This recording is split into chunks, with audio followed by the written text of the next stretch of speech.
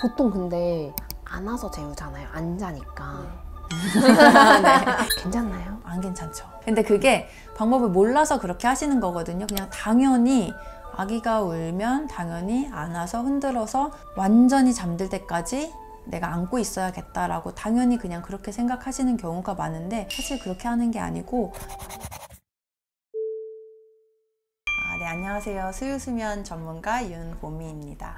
네, 그래서 지금 수면 환경 만들기 첫 번째 했고, 그 다음에 수면 의식이 중요해요. 그래서 정말 맨날 의식처럼 수면 의식을 진행해 주시는 건데요. 순서를 보면 목욕, 기저귀 입히고 옷 입히고 차분한 환경에서 수유를 진행해 주시는 거예요. 그리고 아기를 잠자는 환경으로 데리고 가서 수면 조끼나 수화들을 입혀주면서 이제 자는 시간이야 라고 알려주시는 거예요. 다음에 아기랑 교감을 하는데, 이때 뭐 책을 읽어주셔도 되고 오늘 있었던 일을 아기랑 같이 얘기를 해주시는데, 이때 엄마가 해주셔야 되는 건 아기가 졸린 신호를 보내는지를 잘 캐치하셔야 돼요. 그래서 졸린 신호가 오면 불을 완전히 끄고 백색 소음기를 틀고 수면 의식을 마무리해 주시면 돼요. 안 졸려면 어떡해요?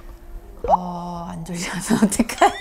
근데 보통 계열수마다 어느 정도 깨어있을 수 있는 시간이 정해져 있거든요. 그래서 거기에 맞춰서 수면 의식을 진행하는 거기 때문에 어느 정도 시간이 지나면 졸려 할 거예요. 근데 아기가 안 자려고 하는 것보다 그 졸려하는 신호를 놓쳐서 문제가 되는 경우가 많아요. 놓치면 아기가 오히려 각성이 되기 때문에 더 안 자려고 하고 재우는데 더 많은 시간이 필요할 수가 있어요. 그럼 그 졸려한다는 신호가 보통 어떻게 해요? 졸려하는 신호는 보통 엄마랑 잘 노는 것 같다가요, 아기가 갑자기 시선을 피하기도 하고 다른 데를 보고 멍한 표정을 짓기도 하고요, 갑자기 막 눈을 비빈다던가 머리를 쥐어 뜯는다던가, 그리고 갑자기 칭얼거리기도 하고 온몸에 힘을 주기도 하고, 이런 사인들이 있습니다.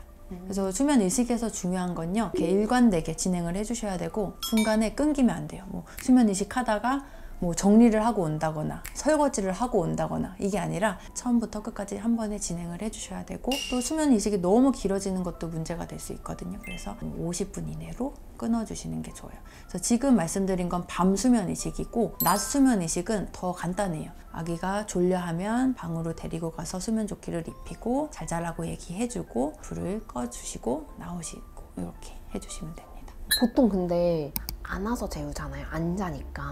네.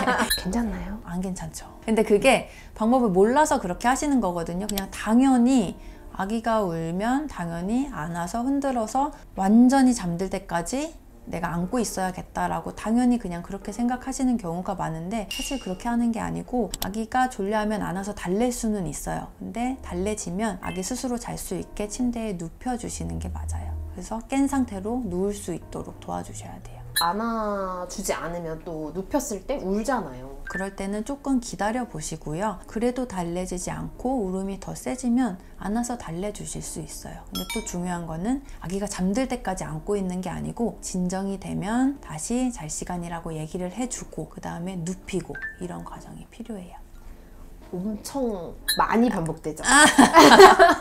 네, 진짜 수십 번씩 반복될 수 있고요. 처음에는 그게 맞아요. 그럴 수밖에 없죠. 그래서 그런 과정에서 아기들이 많이 울 수 있거든요. 근데 또 잘 봐주셔야 되는 게, 우리 어른들도 힘들면 아 힘들어, 졸리면 아 졸려, 이렇게 표현하잖아요. 아기도 졸릴 때 아 졸려, 이렇게 똑같이 표현하는 거거든요. 근데 이제 엄마 아빠는 또 초산인 경우에는 그 아기 울음이 무서워서 아기 울음을 어떻게든 멈추려고 안아서 흔들어 재우는 경우가 많은데, 이제 아기가 울면 바로 안아서 올리는 게 아니라 아기가 무슨 말을 하려고 하는 건지 조금 살펴보시고, 힘들지 졸리지 이렇게 공감해 주는 것만으로도 아기한테는 충분히 위로가 될 수 있고 진정될 수 있어요. 아기가 자다가 누워서 칭얼거리잖아요. 조금 기다려보라고 제가 말씀드렸잖아요. 그 시간을 아기가 울리는 시간이 아니고 아기가 스스로 잘 수 있는 기회를 자꾸 주는 거라고 생각을 바꿔보시면 조금 더 기다리기가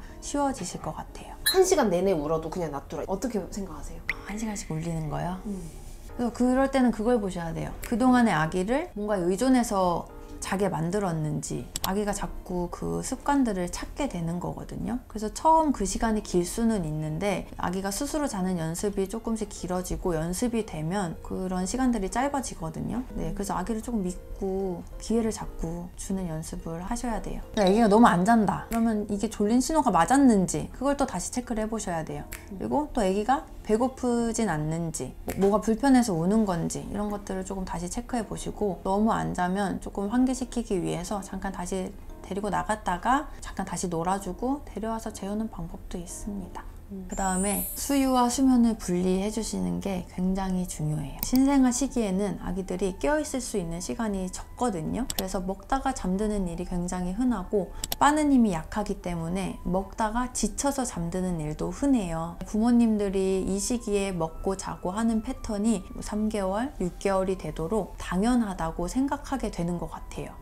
근데 그게 아니거든요. 아기가 자랄수록 깨어있을 수 있는 시간이 늘어나요. 아기가 신생아 시기에 먹다가 자려고 하면 깨우면서 먹여주셔야 되고요. 아기가 자랄수록 먹을 때 깨어있고 먹고 나서도 깨어있는 게 정상이에요. 네, 많은 분들이 이제 신생아 시기에 먹다 잤으니까 그럼 자라고 나서 먹고 나서 안 자면 수유량이 부족한가 걱정을 하기도 하시는데 그게 정상이고 아기가 자랄수록 깨어있을 수 있는 시간이 늘어나는 게 정상이에요. 근데 그 연습이 안 된 아이들 3개월이 돼도 먹다 자려고 하고 6개월이 돼도 먹고 자려고 하고 먹다 자고 이렇게 되거든요. 그러면 자야 될 시간에 아기들이 결국 안 자게 되고 수면 패턴이 꼬여버리게 되는 거거든요. 그래서 수유와 수면을 분리시켜 주시는 게 굉장히 중요해요. 또 수면 교육에서 중요한 게 일관성을 유지해 주시는 거예요. 오늘 하루 수면 교육하고 내일 조금 힘들어서 안 하고 이게 아니라 쭉 꾸준히 일관성 있게 수면 교육을 진행해 주셔야 효과가 클 수 있어요.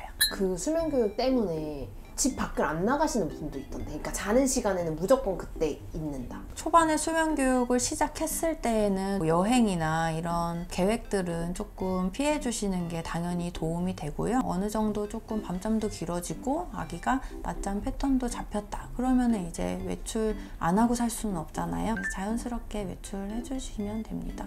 아기들 수면 교육 시기는 아기들 성장 단계에 따라서 조금씩 초점을 다르게 하셔야 돼요. 그래서 저는 수면 교육을 아기가 태어나서부터도 할 수 있다고 말씀드리거든요. 3개월 이전의 아기들은 수면 교육이 초점이 수면 환경 조성, 그리고 낮과 밤 구분하기, 그리고 수유와 수면 분리하기, 환경을 만들어주는데 초점을 두셔야 되고요. 4개월부터는 아기들이 조금씩 밤잠을 길게 자기 시작하거든요. 그래서 4개월 이후부터는 스스로 자는 연습을 하는 데 초점을 두시고 교육을 하시는 게 좋습니다. 제가 첫째는 수면 교육을 안 했고 둘째는 수면 교육을 했다고 했잖아요. 근데 지금 둘 다 똑같이 잘 자거든요. 그래서 사실 언젠가는 잘 자요, 아이들이. 그런데 부모님들이 조금 더 얼마만큼 빨리 안정된 패턴을 잡고 조금 편안한 육아를 할 수 있느냐, 이 차이거든요. 그래서 당연히 초반에는 수면 교육이 익숙하지 않고 어려울 수 있고 이거 하는 게 맞나? 혼란스러우실 수 있는데요. 수면 교육을 진행하면 스케줄을 미리 계획할 수 있는 여유도 생기고 삶의 질도